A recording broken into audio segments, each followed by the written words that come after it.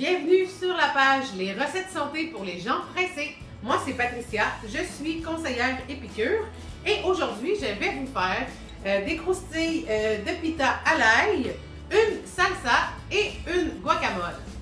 Donc, pour pouvoir faire les trois choses que je viens de vous nommer, on va avoir besoin de pain pita, d'huile d'olive, de notre fameux produit chez Épicure qui est ail rôti, c'est littéralement que de l'ail.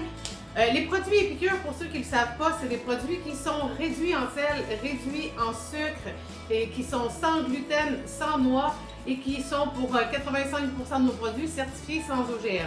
Donc, pour revenir à nos moutons, de l'ail rôti, il n'y a évidemment pas de sel dedans puisque nos produits sont réduits en sel. Ça va être à vous, dans le fond, de mettre la quantité de sel qui vous intéresse selon vos désirs à vous. Donc, premièrement, ce qu'on va faire, c'est qu'on va couper en triangle nos pains pita, comme ceci.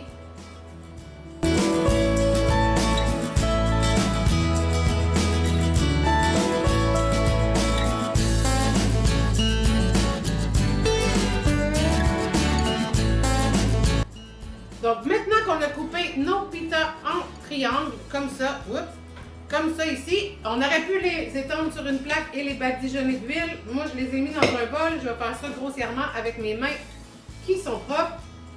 Donc, je vais ajouter de l'huile d'olive. Là, j'ai mis 2 bouchons pour vraiment bien les imbiber d'huile. J'avais quand même 2 pita. Comme ça ici. Ensuite, je vais prendre l'ail rôti, comme ça. Et moi, je suis une fanatique d'ail. Donc, je vais en mettre 2 cuillères. Ça va y aller vraiment selon votre goût. Et de toute façon, vous pouvez vous les assaisonner pas mal avec ce qui vous intéresse. Donc, encore une fois, je les mélange comme ça tout ensemble.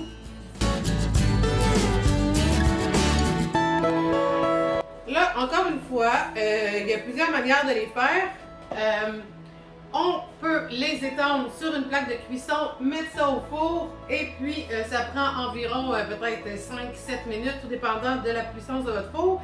Mais la seule chose qu'on veut en réalité, là, on surveille à mesure, c'est qu'on veut qu'ils deviennent dorés et croustillants. Entre-temps, pendant que les pita cuisent, on va faire notre fameuse salsa. Une tasse de tomates que j'ai déjà coupées en dés. Des oignons rouges. Ça, encore une fois, c'est facultatif. Là, j'ai mis à peu près 1/3 de tasse, je dirais. Puis ça aussi, ça va selon le goût. De la coriandre fraîche. C'est toujours bon. C'est frais. C'est estival. Donc, on va mettre ici 3 cuillères de notre fameuse épice poco picante. 3 cuillères comme ceci.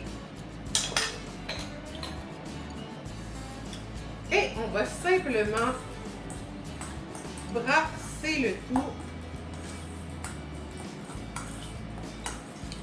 Ça sent bon.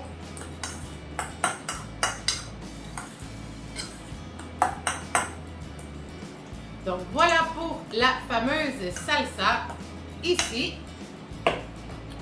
Vous voyez, c'est très rapide. Encore une fois, pendant que nos pita sont en train de cuire, on va faire notre fameuse guacamole. On va prendre un gros avocat.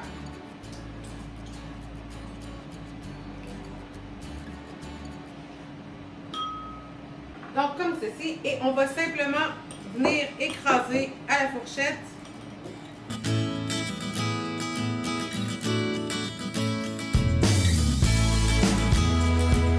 Donc voilà, maintenant que notre avocat est bien écrasé, on va simplement ajouter notre mélange d'épices pour guacamole qui, en passant, est aussi délicieux dans le fond à ajouter avec les fruits de mer, les poissons, etc.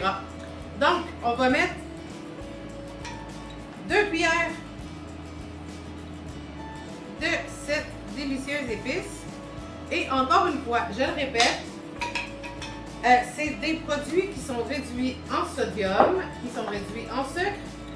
Donc, tout dépendant de comment vous aimez manger, salé ou pas, il va falloir ajuster probablement la recette en ajoutant du sel selon votre goût. C'est vraiment à votre goût à vous. Moi, j'aime ça tel quel, mais je sais qu'il y a des gens qui préfèrent quand il y a un petit peu plus de punch salé. Donc voilà, c'est tout. C'est terminé. Donc voilà pour nos pitas grillés, moins de 5 minutes dans une friteuse à air. Pour le four, pour vrai, c'est pas vraiment plus long, là, ça tourne autour de 5 minutes. Donc voilà le résultat. Très peu de temps, facile, rapide, efficace. Si vous avez aimé la vidéo, faites un like, commentez, partagez, peu importe. Mais surtout, abonnez-vous. Merci, bye bye!